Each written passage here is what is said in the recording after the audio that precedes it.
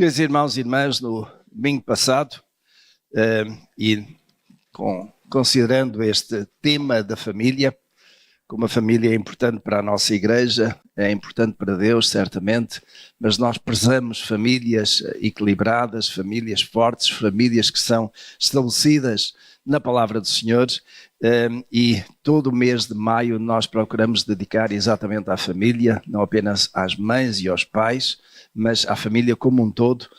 No domingo passado eu partilhei com os irmãos uma parte de um livro que eu recebi de um colega nos Estados Unidos, quando estávamos a estudar lá há pouco mais de 40 anos, e o livrinho é este, um livrinho pequeno, em inglês, creio que não há tradução ainda, mas o título é If I Were Starting My Family Again.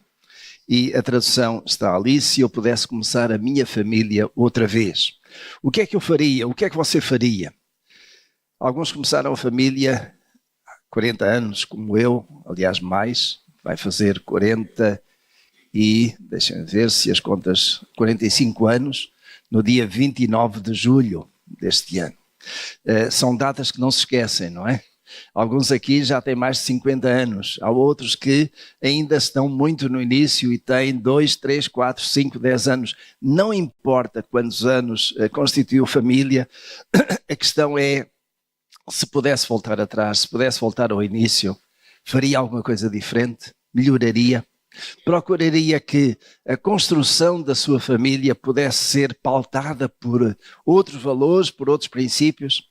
E este livro que me foi oferecido por um colega, por sinal brasileiro, pastor de uma igreja no estado de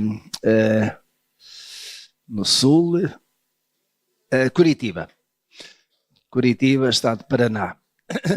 Fomos colegas lá no seminário, não que ele tivesse considerado que eu e minha esposa precisávamos de alguma coisa deste livro, mas ele disse, olha, vocês ainda são jovens, ele também era jovem nessa altura, e é um livro que ele um dia recebeu e que considerou valia a pena partilhar.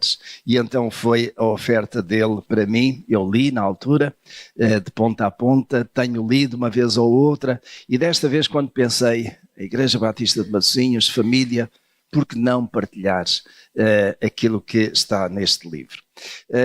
Eu vou só pedir que passem o slide seguinte, que tem os 5 pontos deste livro, os primeiros 5 pontos que eu partilhei na semana passada, e que estão ali. Amaria mais a minha esposa ou marido? Ele, como é homem, naturalmente que a ênfase que deu foi amaria mais a minha esposa, mas eu procuro que aqui a ênfase seja na família e, portanto, não é alguma coisa só que o marido deve fazer, amar mais a sua esposa, mas também a esposa, a mulher, deve de amar mais o seu marido. É alguma coisa que é recíproco, que naturalmente nós encontramos na Escritura, particularmente naquela passagem que eu vos deixei, na carta do apóstolo Paulo aos Efésios, quando diz, maridos, amai as vossas mulheres como Cristo amou a sua igreja. E é esse tipo de amor que naturalmente nos é colocado como desafio. E por isso mesmo também, um pouquinho mais acima, no versículo 20 desse capítulo 5, diz que vós, mulheres, submetei-vos a vossos maridos como ao Senhor. A ênfase desses 2 versículos, no centro da família, daquilo que é o núcleo familiar, marido e mulher, está exatamente na comparação com aquilo que é o amar ao Senhor e como o Senhor nos ama. Então, quando nós somos capazes, maridos, de amar as nossas mulheres como Cristo nos amou, significa que estamos prontos a dar tudo por elas e com certeza que elas, por isso mesmo, também estão prontas a submeter-se aos maridos como cabeça de casal, como cabeça de família, porque Deus assim instituiu a família de uma forma que seja perfeitamente normal, sem ser forçada, sem ser alguma coisa que causa alguma angústia. Não, há uma harmonia familiar. E essa harmonia começa exatamente nesse amor que levou um homem e uma mulher a juntarem-se, a constituírem casamento e pelo casamento constituírem família. O segundo ponto é sorriria mais com os meus filhos. Às vezes, meus irmãos, a nossa vida é muito carregada de dificuldades.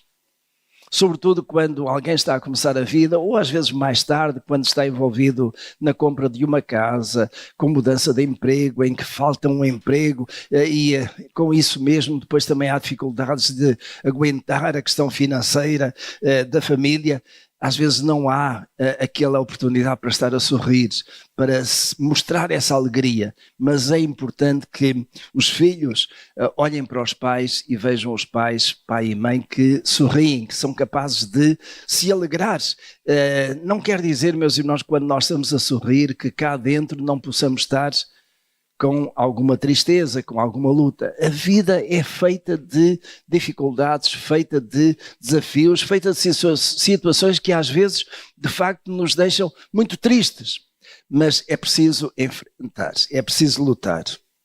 E se nós não formos capazes de sorrir com os nossos filhos, eles não sentem essa alegria e sentem que há um pesadelo que de algum modo impede os pais de ter essa alegria, de ter essa satisfação na vida, e acabam por ficar bastante pesados e de algum modo os temores, os medos vêm à sua vida com mais facilidade. Não é levar digamos, sorrindo não significa levar a vida de ânimo leve, como se não houvesse decisões sérias para tomar. Não é nada disso. É, de facto, sermos capazes de nos alegrarmos com aqueles momentos, com aquelas situações que são alegres, e mesmo aquelas situações que são mais difíceis, de nós, marido e mulher, os pais, serem capazes de encontrar em Cristo a solução e o encaminhamento para que os seus filhos não fiquem, digamos, pesados com essas dificuldades. Isso não quer dizer, meus irmãos, também, e eu tenho aprendido isto com o tempo, naturalmente, que nós não devamos, como pais, partilhar com os nossos filhos algumas dificuldades. Apesar de eles serem pequenos, precisam de também sentir que a vida não é só alegria, que a vida não é só facilidades. Eu penso que os irmãos estarão de acordo comigo que as crianças de hoje, os jovens de hoje têm a vida muito mais facilitada do que nós tivemos há 40 ou 50 anos atrás. Naquele tempo a vida era mais dura. Mesmo com tudo aquilo que os nossos pais, falo dos meus, fizeram, a minha vida foi mais facilitada do que a deles. E eu procurei que a vida do meu filho pudesse ser mais facilitada e que a vida das minhas netas seja ainda mais facilitada. E o facilitada aqui não quer dizer que não tenham desafios, que não tenham dificuldades para confrontar. A vida é assim. Mas hoje os meios que existem tornam as coisas mais fáceis para irmos à luta. Sorriria mais com os meus filhos. Em terceiro lugar, seria mais ouvinte, ou melhor ouvinte, melhor dizendo. Seria melhor ouvinte. Nós muitas vezes ouvimos, mas não escutamos. Eu aprendi isto com os irmãos brasileiros. Eles usam muito a palavra escutar. Nós usamos mais a palavra ouvir. Mas eles fazem, e aí eu estou de acordo, apropriadamente uma distinção. Uma coisa é ouvir, outra coisa é escutar. As duas palavras existem no vocabulário. Mas ouvir, às vezes dá a ideia de que nós ouvimos, mas não acompanhamos. Ouvimos, mas não prestamos atenção. Eu creio, meus irmãos, que nós precisamos ser melhores ouvintes. Ouvintes daquilo que os filhos estão a dizer, e eu mencionei aqui também ouvintes daquilo que a esposa diz ao marido, ouvintes daquilo que o marido diz à esposa. Questão da comunicação. Eu trabalhei um pouco na área de aconselhamento, até inclusive quando estive nos Estados Unidos, e um dos livros que nós fomos encorajados a ler, que era de leitura obrigatória, aliás, era da comunicação. Muitos casamentos ou falham ou ficam emperrados por causa de comunicação ou inexistente ou deficiente. Marido e mulher precisam de comunicar. Eu lembro-me que na semana passada e aqueles que estão aqui talvez se tenham lembrado disso, eu usei a este propósito aquilo que é um provérbio popular português, que diz assim: casa que não é ralhada, não é governada. O ralhar aqui não significa que marido e mulher estejam sempre a ralhar, estejam sempre zangados. Ralhar não é nesse sentido, no caso deste provérbio. Ralhar é conversar, é discutir. Marido e mulher precisam de conversar para tomar decisões. Quando as decisões são tomadas unilateralmente, muitas vezes dá conflito, dá desentendimento. Porquê é que decidiste isso? Sem me consultar. Diz o marido para a esposa, diz a esposa para o marido. A partilha do lar, a partilha das decisões deve acontecer debaixo de diálogo de entendimento. Com os filhos a mesma coisa. E ser melhor ouvinte dos filhos, quando eles são pequenos, quando eles vão crescendo. Nós sabemos que quando os filhos chegam à idade adulta, muitas vezes nessa altura já não ouvem os pais. Até nos dias de hoje, é certo que quando chegam àquela idade da adolescência, também já não querem ouvir muito os pais. Quando elas são crianças, ouvem. E vão aprendendo a ouvir e a respeitar e até a seguir o conselho dos pais. Mas quando chegam àquela idade da adolescência, dos 16, 17, 18 anos, acham que já sabem tudo, e quem é mais dominante em termos de orientação de vida são os colegas, são os outros. Os pais já perderam o contacto, já perderam a influência aí. Estou a dizer a verdade? Os adolescentes e os jovens que estão aqui, os pais sentem isso? É assim, não é, meus irmãos? Então a recomendação é: seja melhor ouvinte dos seus filhos, quando eles são pequenos, e quando vão crescendo, eles habituaram-se, de certo modo, a partilhar consigo. Vão levar a sua vida, com certeza. Vai chegar àquele ponto em que os filhos não vão dizer nada aos pais, tomam decisões. Faz parte da vida. Mas enquanto pode, seja melhor ouvinte, gaste tempo a ouvir os seus filhos. A outra, os seus filhos e a sua mulher ou o seu marido. Procuraria ser mais honesto. E eu aqui expliquei que não é ser honesto naquele sentido de não ser corrupto. Claro que não. Não é tanto essa ideia de falar com franqueza, assumir as suas falhas. Assumir que quando era da idade deles também, às vezes não fazia coisas certas. Nenhum de nós é perfeito, meus irmãos.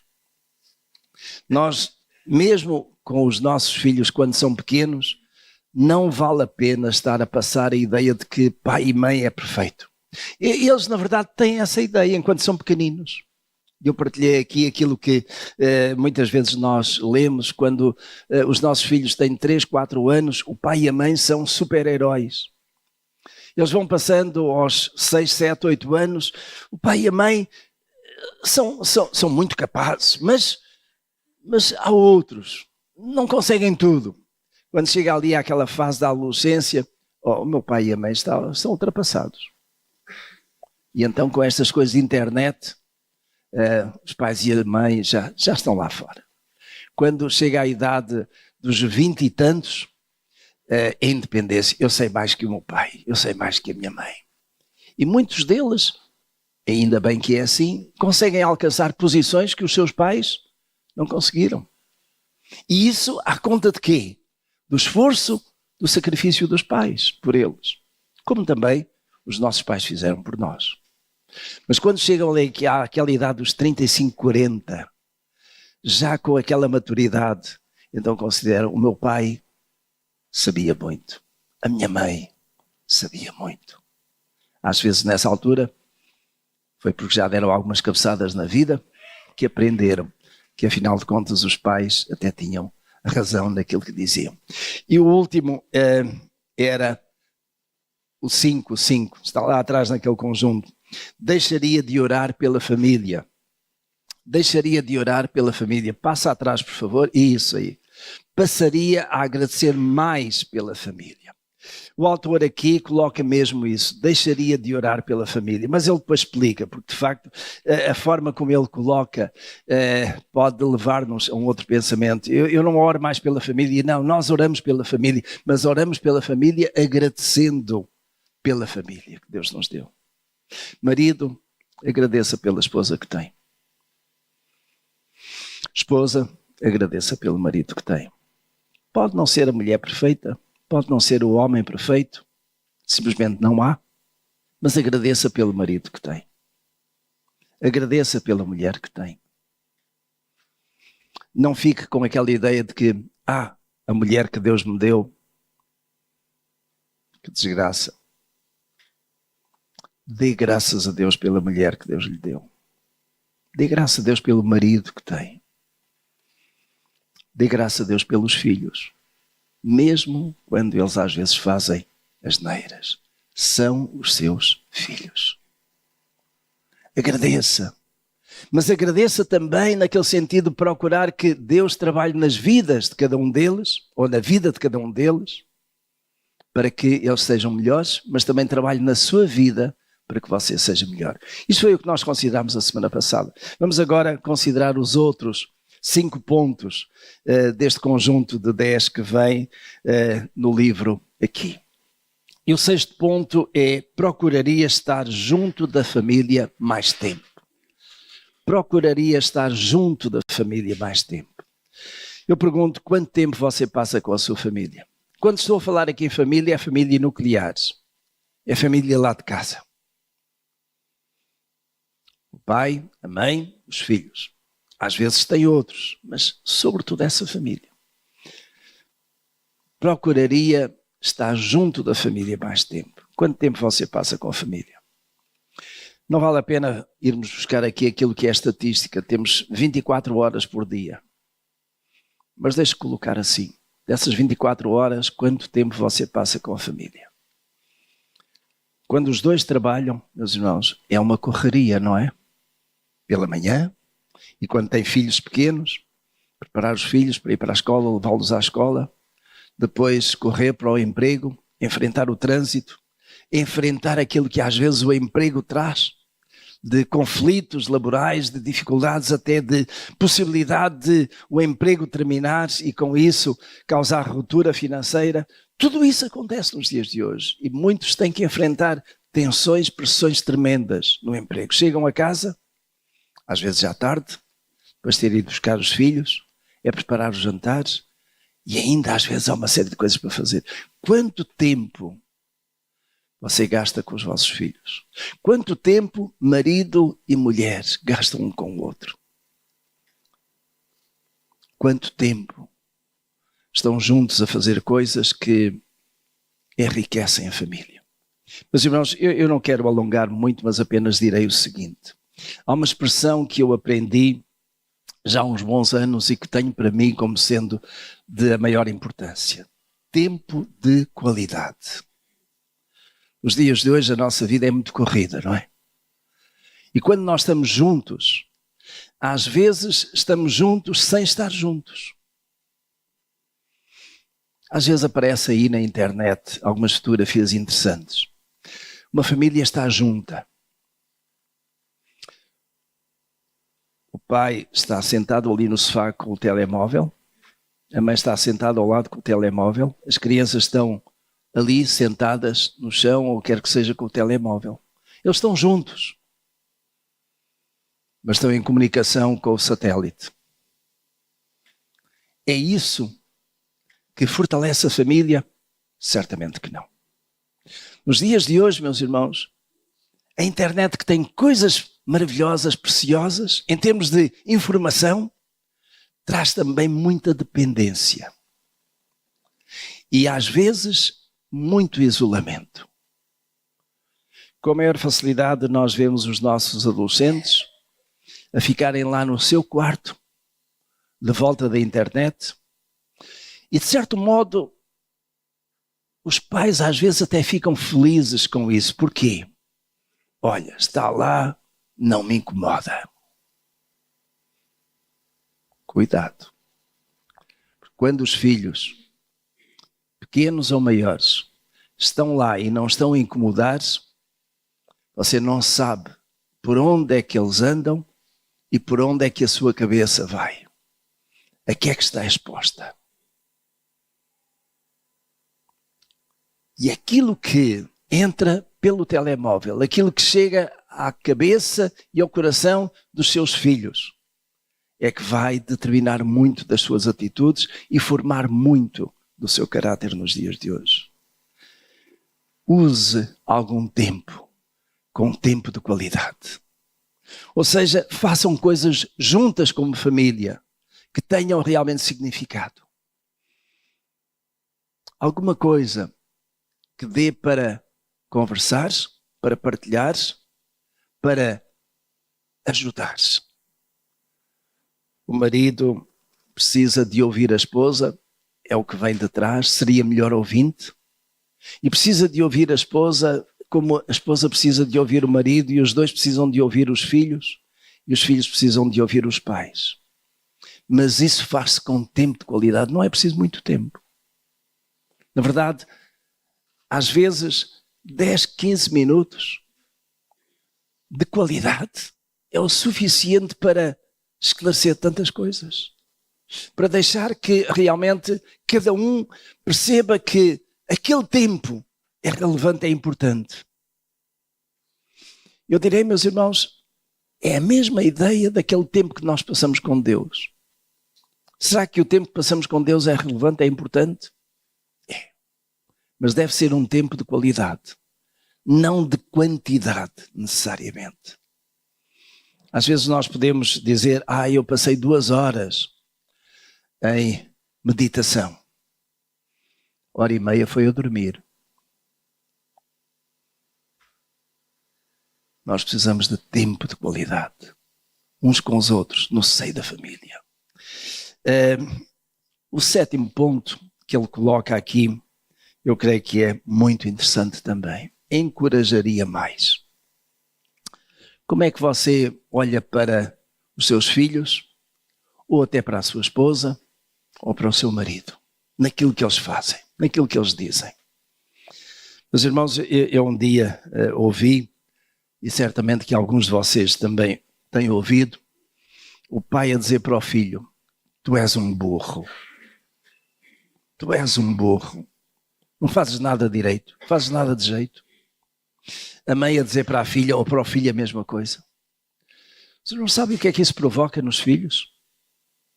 A ideia de que eles são mesmo burros, que são incapacitados, que não são capazes de fazer as coisas direitas.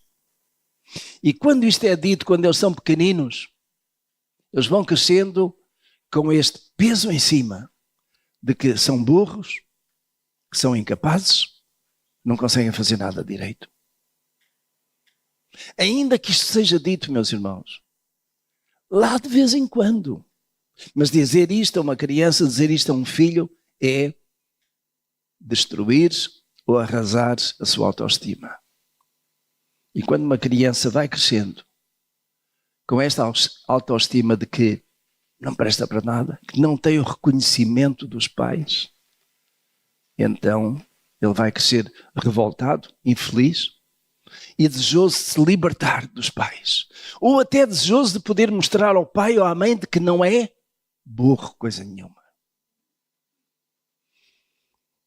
Os irmãos sabem, aquilo que os filhos mais desejam, desde que são pequeninos até acima, é agradar aos pais. É ter o reconhecimento dos pais.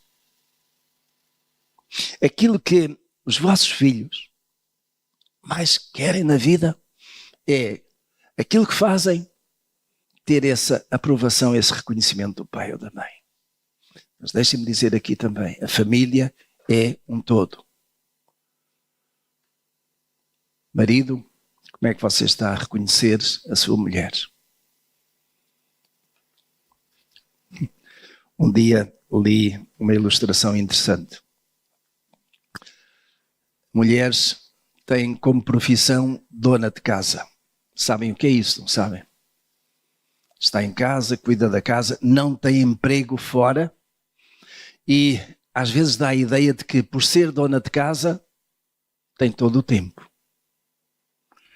Uma família que são 4 ou 5 crianças lá em casa, de várias idades. Quando o marido chega à casa depois do trabalho, a casa está normalmente direita.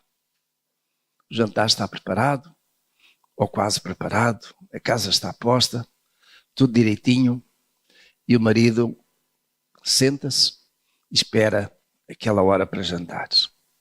Mas houve um dia que o marido chegou a casa e a casa estava...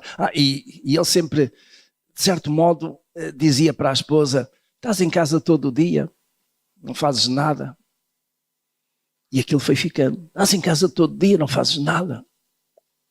Houve um dia que ela decidiu cumprir exatamente as palavras do marido.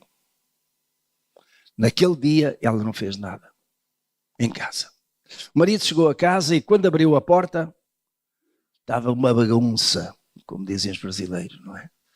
Tudo espalhado no chão. Tudo a camas por fazer. Tudo, de certo modo, virado. E o marido voltou-se para a esposa e disse: estiveste em casa e não fizeste nada? Eu fiz aquilo que tu querias. Não fiz nada. A diferença daquilo que encontraste hoje para aquilo que encontraste ontem foi que eu ontem e nos outros dias eu fiz. A mulher trabalha. E muitas vezes a carga da mulher é maior do que a carga do homem. Quando ela trabalha, fora, ainda tem de cuidar da casa, cuidar dos filhos. É por isso, meus irmãos, que é necessário essa partilha de responsabilidades e de tarefas.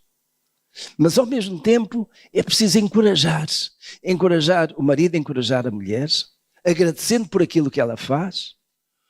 A mulher encorajar o marido, agradecendo porque ele é o ganha-pão, porque ele se esforça, porque ele faz, e chega à casa e ainda é capaz de ajudar a fazer alguma coisa.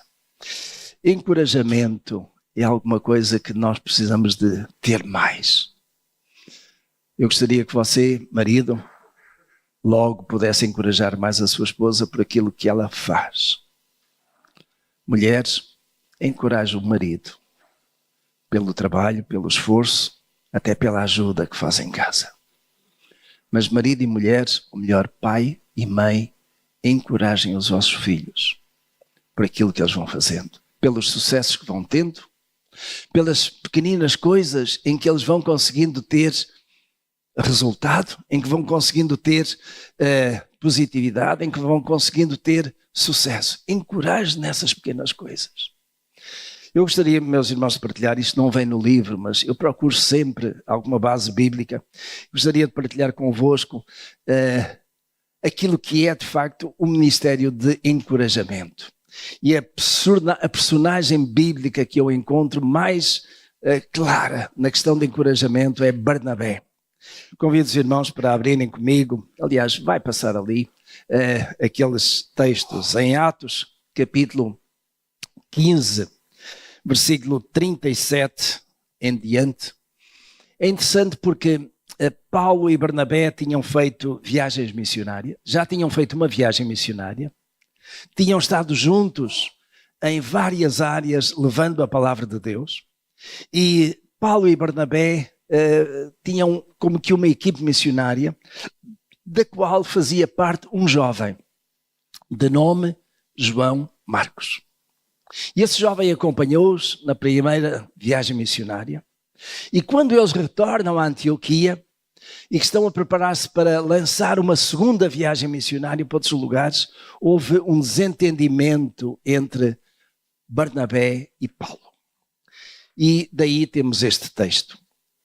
Em Atos capítulo 15, versículo 37. Ora, Barnabé queria levar também a João, chamado Marcos.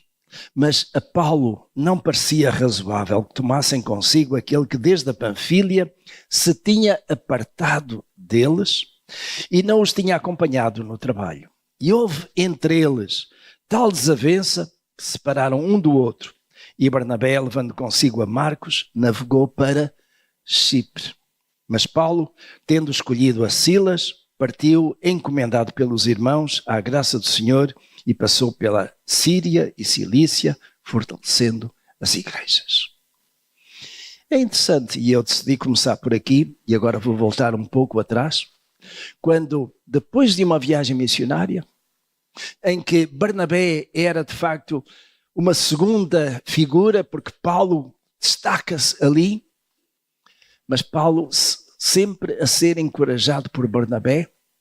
Barnabé é aquele homem que é o homem das consolações, que consola, que conforta. Está desolado com Paulo. Não se entendem.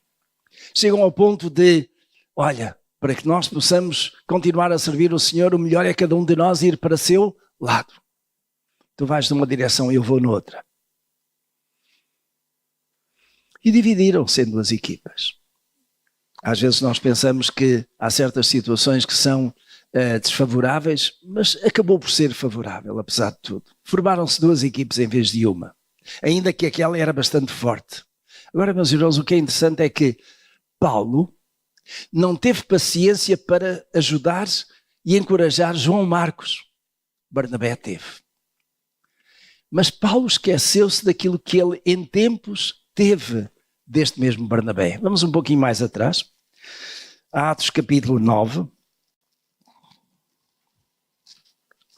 Atos capítulo 9, versículos 26 a 28. E vejam exatamente aí, Paulo tinha-se convertido, tinha passado um tempo em reflexão, em comunhão, em fortalecimento com o Senhor e lança-se naquilo que no fim de contas foi o ministério que Deus lhe confiou, mas com uma desacreditação completa. Ninguém acreditava em Paulo. Porquê? Porque ele tinha sido exatamente o homem que meteu alguns na prisão, que inclusive assistiu e acompanhou com alegria o apedrejamento de Estevão, o primeiro mártir, que foi atrás para perseguir outros e lançá-los para a prisão, e alguns deles tinham medo que de facto Paulo acabasse por fazer o quê? Estivesse infiltrado para depois levar alguns para a prisão. Não confiaram em Paulo. Quem é que vai confiar? Barnabé. Atos capítulo 9, versículo 26 a 28. Diz assim: tendo Saulo, era o nome de Paulo, antes da sua conversão, tendo Saulo chegado a Jerusalém, procurava juntar-se aos discípulos, mas todos o temiam, não querendo que fosse discípulo. Então Barnabé, tomando consigo, levou aos apóstolos e lhes contou como no caminho ele vira o Senhor e que este lhe falara, e como em Damasco pregara ousadamente o nome de Jesus. Assim andava com eles em Jerusalém, entrando e saindo e pregando ousadamente em nome do Senhor. Falava e disputava também com os helenistas, mas eles procuravam matá-lo. Quem é que dá a mão a Paulo? Barnabé. Quem é que confia, acredita em Paulo? Barnabé. Quem é que, de certo modo, conforta Paulo a ir para a frente e cumprir o seu ministério? É Barnabé. Barnabé é o homem que encoraja. Barnabé é o homem que consola no meio das dificuldades.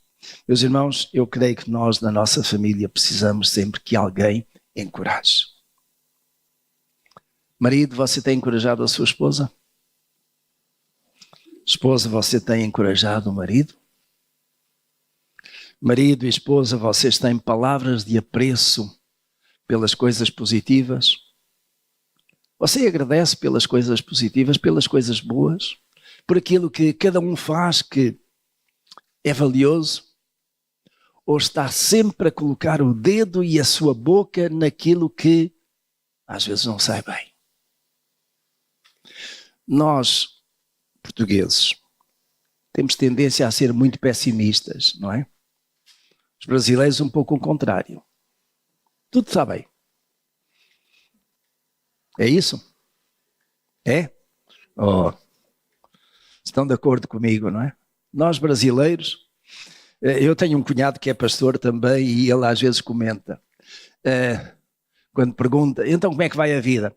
Está bem, mas podia estar melhor. Isto quando pergunta a um português, não é? Está bem, mas podia estar melhor.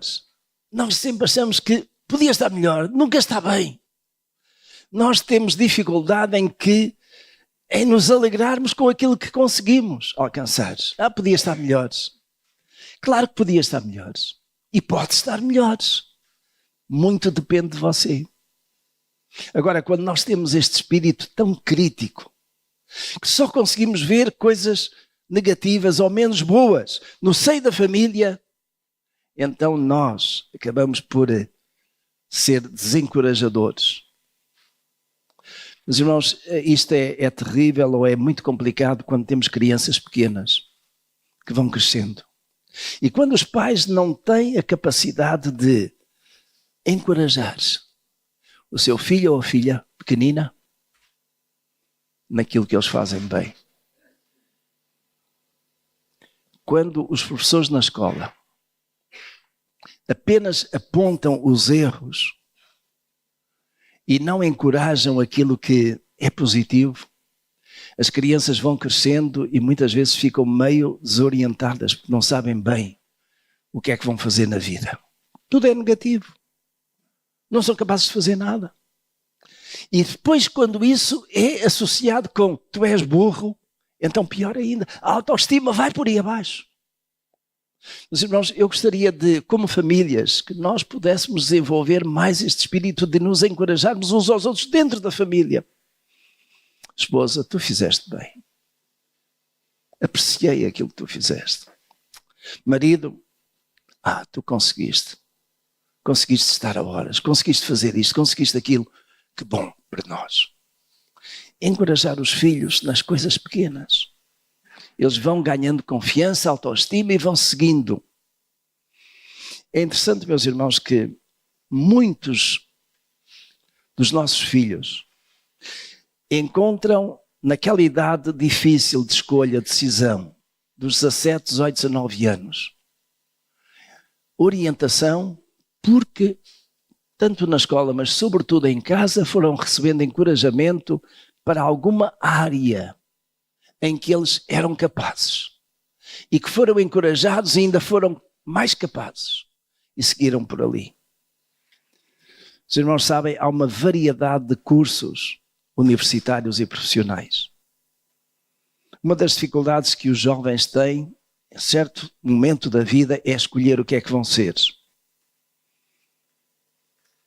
Eu lembro-me que quando nosso filho era pequeno, e lá estará ele com certeza a dizer, lá vai o meu pai levar a família para o púlpito, não é? Às vezes acontece, mas quando o nosso filho era pequeno, nós procurámos ir percebendo o que é que ele gostava de ser. E numa determinada altura, ainda muito novo, eu creio que teria talvez 10, 11, 12 anos. E ele está aí, pode ajudar-me a lembrar. Ele diz, pai, já sei o que é que quero fazer, o que é que quer ser? Quer ser arquiteto. Quando nós mudámos aqui para Matosinhos, fomos viver para Lessa, ele estava juntamente com outros adolescentes daquela idade, vários Joões, não é? O Marcos, o João Filipe e por aí outros, o André. Eu vou ser arquiteto.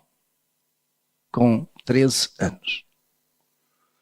E quando chegou à altura, e ele ficou na escola secundária da Boa Nova, ali em Lessa, quando chegou àquela altura da decisão, era arquiteto. E havia poucas escolas aqui na área para poder dar para esse rumo. E ele foi parar a uma escola do padrão da Legba durante um tempo e depois acabou por ir para o outro lado. Queria ser arquiteto. De algum modo isso. Os irmãos sabem, eu encorajei. Minha esposa encorajou. Era aquilo que ele gostava de ser. Eu desejei que o meu filho pudesse escolher aquilo que ele realmente sentia desde muito pequeno. Já que eu não pude ser aquilo que eu gostaria de ter sido, quando era da idade dele. Não sei se já partilhei com os irmãos aqui, mas quando eu tinha 14, 15 anos, 16, eu gostaria de ser médico. Mas não havia nota para isso. E eu acabei por cair na engenharia, a minha segunda opção. E segui. E Deus teve um propósito para isso. Mas porque eu não pude seguir aquilo que eu gostava de ser, médico cirurgião, então Deus pôs-me a trabalhar no meio dos tijolos e da massa. Aí. Não estou arrependido com isso. Mas o que eu não gostaria era de forçar o meu filho a ser outra coisa que ele, de certo modo, não estava muito disposto a isso. Agora, meus irmãos, há profissões e profissões. Não direi isso para tudo e mais alguma coisa. Mas encoraje os seus filhos. Marido e esposa, encorajem-se um ao outro. Passo ao seguinte. E o seguinte tem a ver, prestaria mais atenção a coisas pequenas. Está muito relacionado aqui. Prestaria mais atenção às coisas pequenas. Você sabe que às vezes há decisões importantes que determinam muito da vida familiar. Mas muito da nossa vida está em decisões de coisas pequenas. Coisas pequenas que às vezes parece que não têm grande importância, mas para aqueles que fazem parte têm importância.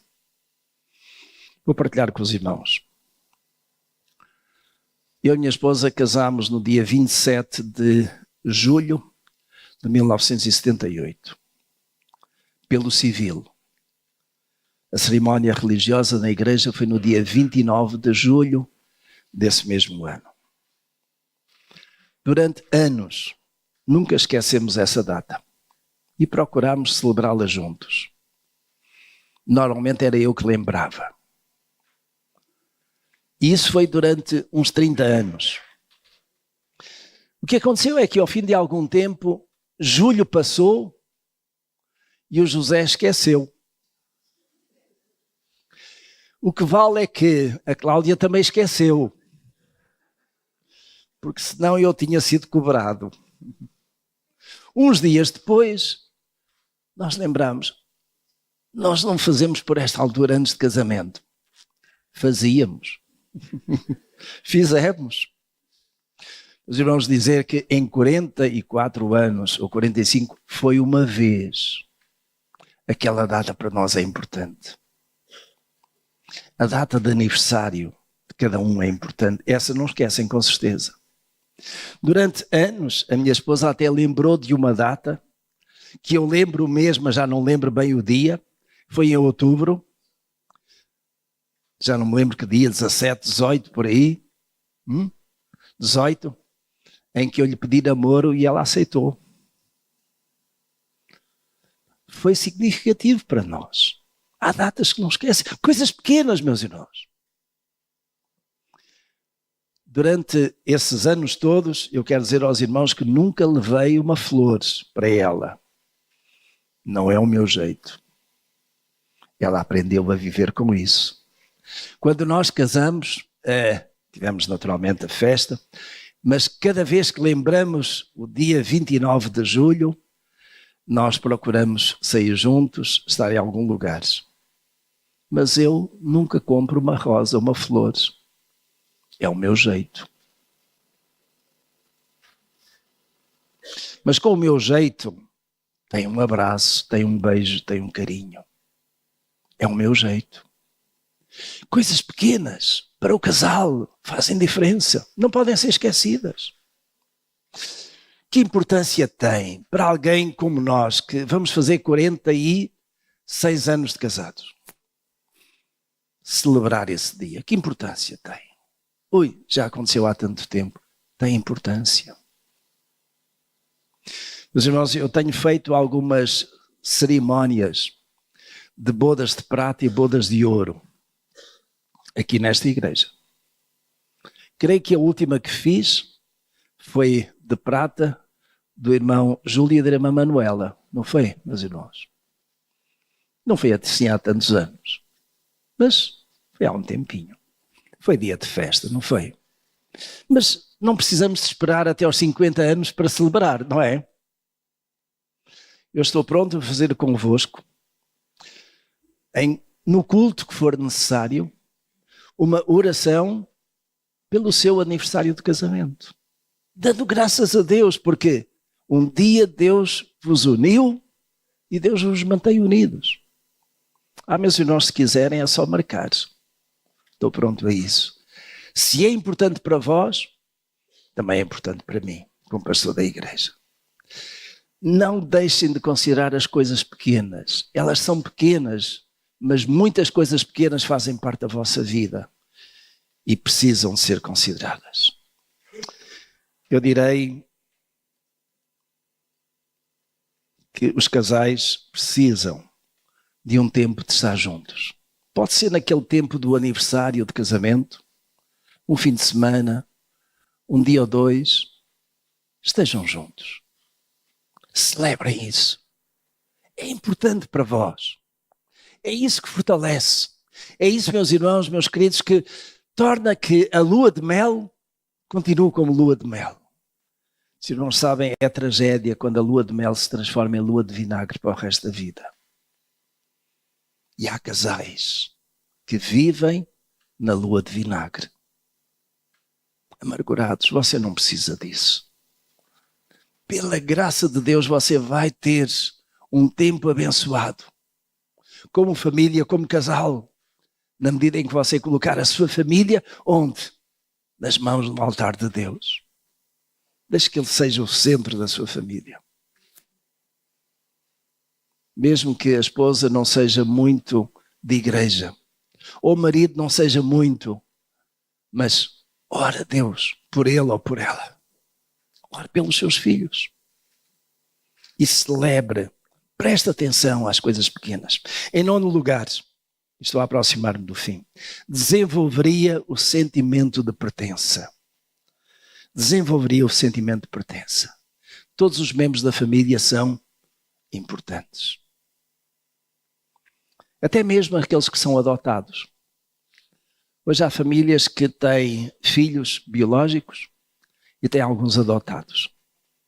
Eu lembro-me, tenho anotado aqui, a história de uma pequena, de uma jovem adolescente chamada Andreia, que viveu durante anos, desde a sua meninice, desde pequenina, no seio de uma família. E foi crescendo como sendo filha daquele casal, irmã de outros meninos e meninas.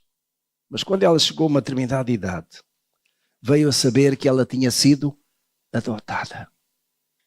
Que a sua mãe biológica a tinha abandonado. E ela ficou revoltada com isso. Revoltada com a sua mãe biológica. Agradecida pela mãe adotiva.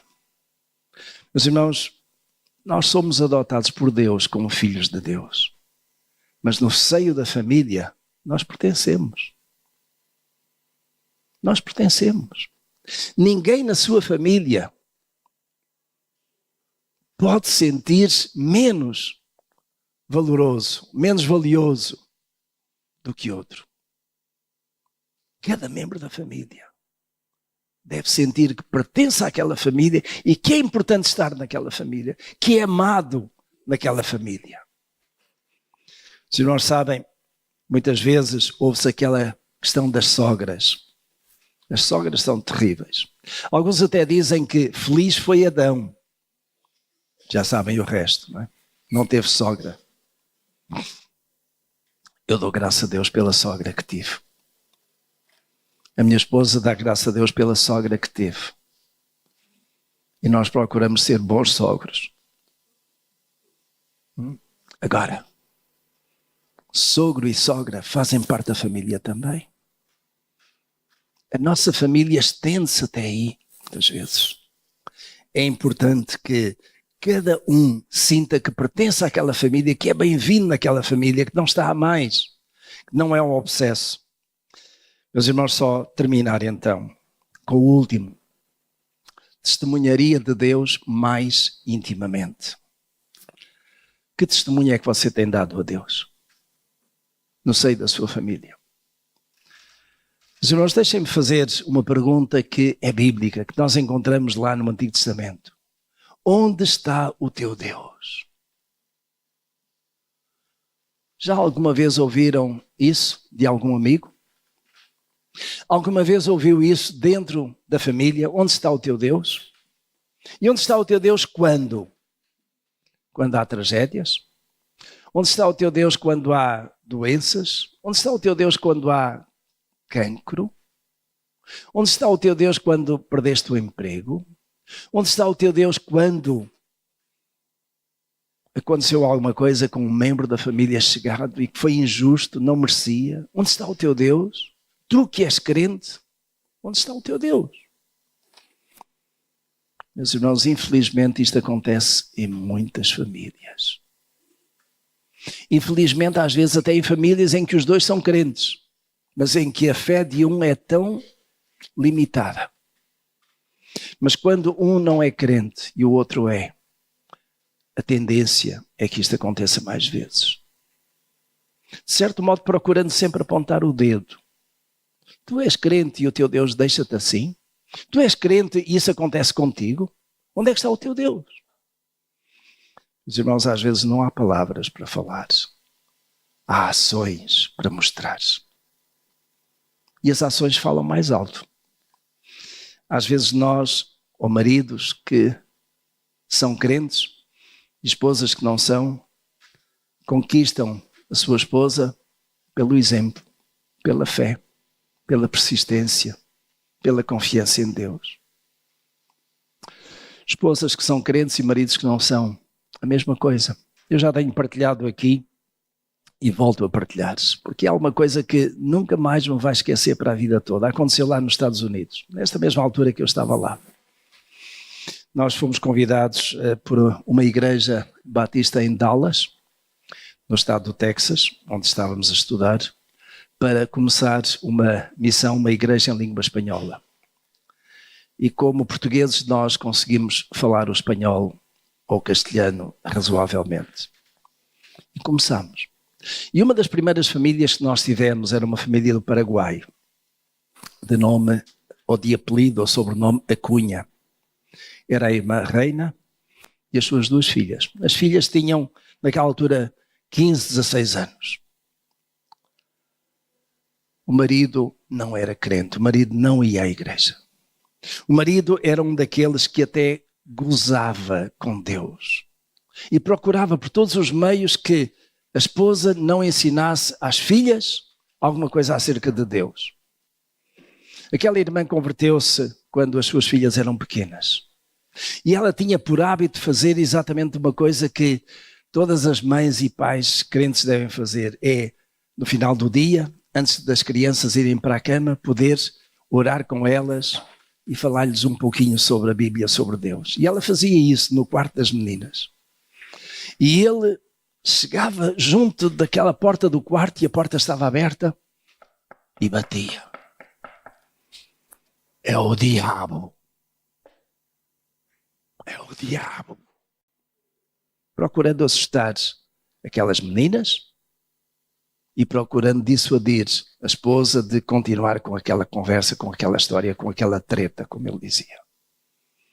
Passaram anos. Nós começámos a missão e aquele homem não vinha à igreja de jeito nenhum. E nós fomos convidados para poder ir, depois dos trabalhos de domingo de manhã, à casa deles para ter uma refeição em conjunta. E partilhámos o evangelho àquele homem, de nome Horácio. O Horácio ouviu respeitosamente, guardou aquilo para ele. No domingo seguinte, ele estava na igreja.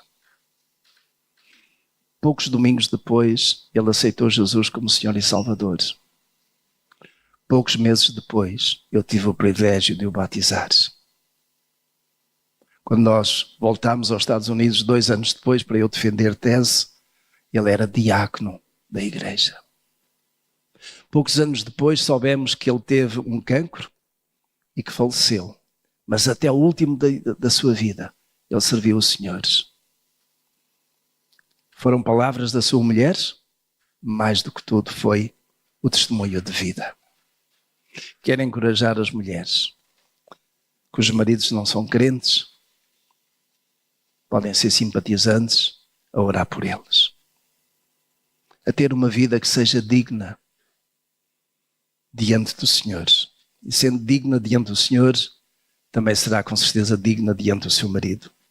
E aos homens, que são crentes, mas as mulheres não são, do mesmo modo. Exatamente fazendo aqui o fecho como eu comecei.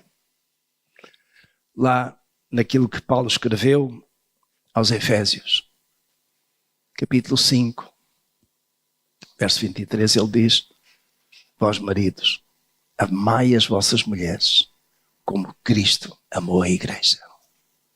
E no verso 20 diz: vós mulheres, submetei-vos a vossos maridos, como aos senhores. Meus irmãos, deixem-me dizer uma coisa. Eu dou graças a Deus, porque eu e minha esposa conhecemos o Senhor e edificamos a nossa vida familiar no Senhor.